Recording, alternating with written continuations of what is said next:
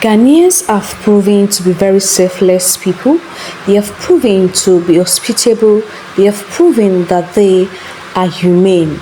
I'm going to be sharing a particular video of Rawlings, the former president of Ghana. God rest his soul, may his gentle soul rest in peace. This man really showed the hospitality of Ghanaians in this particular video. And the hospitality of Ghanaian is just an inborn thing. It is not something that they are forming, but it is something that is inborn in them. Guys, watch this video. Don't forget to like the video, share the video, and also subscribe to the channel. So this is a video of how some Ghanaians were saved by Flight Lieutenant Jerry John Rawlings. May his soul rest in perfect peace.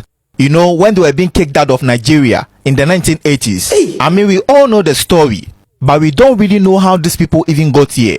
Now, just to make things clear, this is not for you to go pointing fingers at anyone. I'm telling you, this is even a time for us to bond together as Africans, Ghana and Nigeria. One day, we did Ajawa State. We group ourselves Ghanaians. How we go do? Where we go? Hide. Some people say, let's go up here. So Kwara State, some push they there. Police come surround us. They carry us. In Ghanaians, many, let's say in thousands of Ghanaians, they put us for trailer. One big trailer. Go dump us. Cross the semi border. Go dump us for Cotonou, bury ground. And the bury ground be like the whole island. Nigeria soldiers cross near semi-border there. You cannot cross them. Come inside, come and buy food. Whereby we host, everybody hosts no money. Cotonou soldiers also block, let's say, from here to Aja side. So you cannot cross them too. Go Cotonou, go buy food. So we there inside murder under coconut. Every day we dey eat coconut, morning, afternoon, evening. Fresh one, dry one. Fresh one, dry one. Crying for God. Where our help from? Is there we are going to die? Every morning when you wake up, say, this one die, you. This one, people are crying. And that bury ground, you cannot sleep because that big ant, black one, they there well. So the place where they bury people, where they cemented it. Now that place will give breastfeeding mother, those who born you, we put cloth for them to sleep. But we boys, we carry the coconut branches, the dry one, set fire. We set fire, different places so that the ant can die. So we want to sleep. If you want to sleep, we just stand up. Just go for coconut tree and stand for coconut tree. Because you cannot sleep for ground. We slept very ground there for good 2 weeks. Many people die, many people born. From one day, we see one Airbus, Army Airbus, that's a plane, big one, rolling with the Ghanaian flag. So we follow them, go far, small. So the plane come down, and you will see the pilot come outside, not to that our former president, Jerry John Rawlings. The plane carry 120 passengers, but they load us about 200. Say, wait, I will come back again. It go about 10 or 15 times, carry all of us, reach Accra. The moment you reach you, they guide us. They don't let anybody go. The moment you reach you, they give you food first. After food, they lead you to one tent. They give you injection, treat you fine. They give you place to sleep.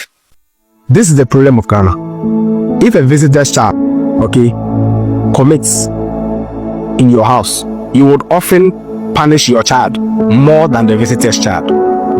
Please, if we attach this character to what we are currently facing, Nigeria and Ghana, if we attach this attitude to what we are currently facing as Nigeria and Ghana, it will go to our demise, Ghana. Because Ghana often blames herself even when she is victimized. And it is custom, it's culture, it is part of us. No one does that. A Nigerian would hardly want to behave like a Ghanaian because sometimes you don't understand why a Ghanaian is so soft and guarded.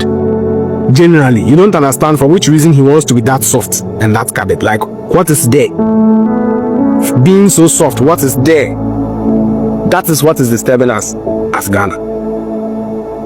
We tolerate visitors and we would rather discipline our own more and not even discipline the visitor, even if the visitor is wrong, because we believe he's a visitor. He will leave very soon. You see that? And that is our problem. I want to end by telling you this thing. that you don't understand. You see, there is a formula to authority. It is independence, sovereignty before unity. You see, it is your sovereignty that makes you stand up and do for yourself as a country what you decide to do. If you say you want to travel to space and you are a country, without sovereignty you can't. If you say you want to be an African country that develops, that invents, and you do not have sovereignty.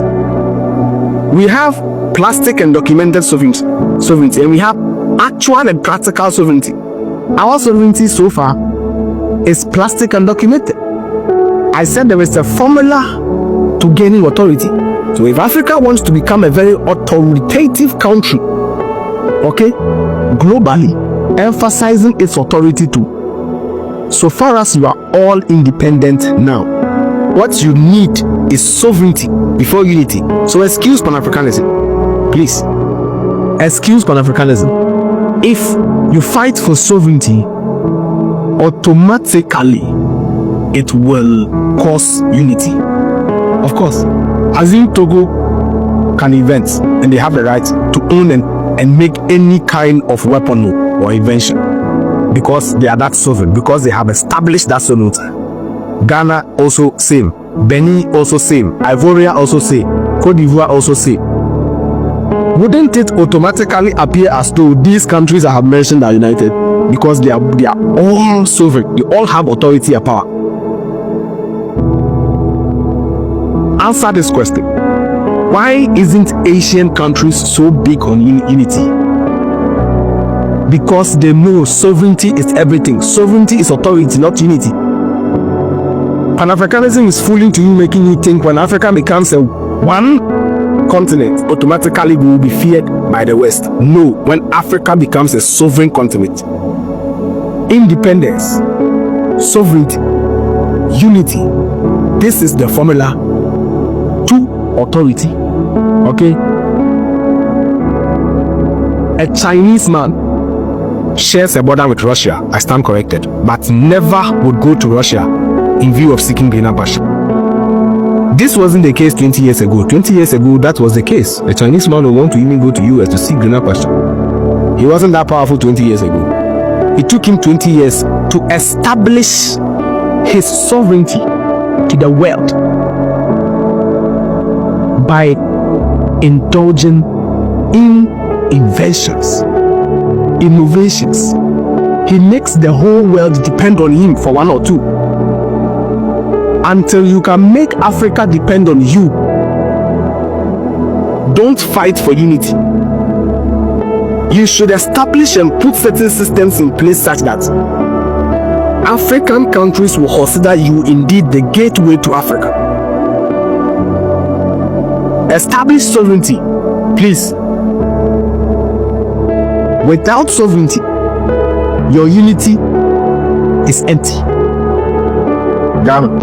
There is one thing we should learn from the story of this Ghanaian man, how he talked about how J.J. Rawlings helped them to get to Ghana. When he was picking up those people, he didn't only pick Ghanaians, he picked Liberians, Senegalese, Togolese, Cameroonians, a lot of them. And when he got together, he made sure that every citizens from different countries gets to their homeland. He provided vehicle, he provided food, he provided money. That is what a selfless leader can do. That is what a typical Ghanaian person can do. A typical Ghanaian person do not care about your religion, they do not care about your culture, they do not care about your background, they do not care about your language or wherever you come from. They accept you wholeheartedly. But what is the case of today? What is the case of today?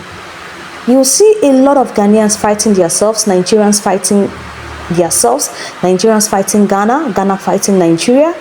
This is not the exemplary life J.J. Rawlings wanted for the people of Ghana.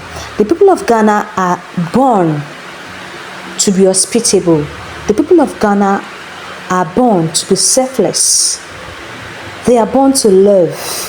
And that is why the country has been progressing.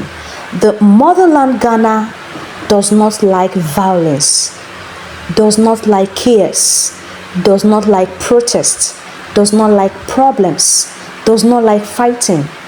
And when such things begin to happen in Ghana, the system, the economy will begin to fall apart. I think this is the right time for Ghanaians to sit back, rethink about their country, and know what their country forbids. And to you all foreigners, if you think you're going to come into Ghana and you want to take advantage of the hospitality, when they decide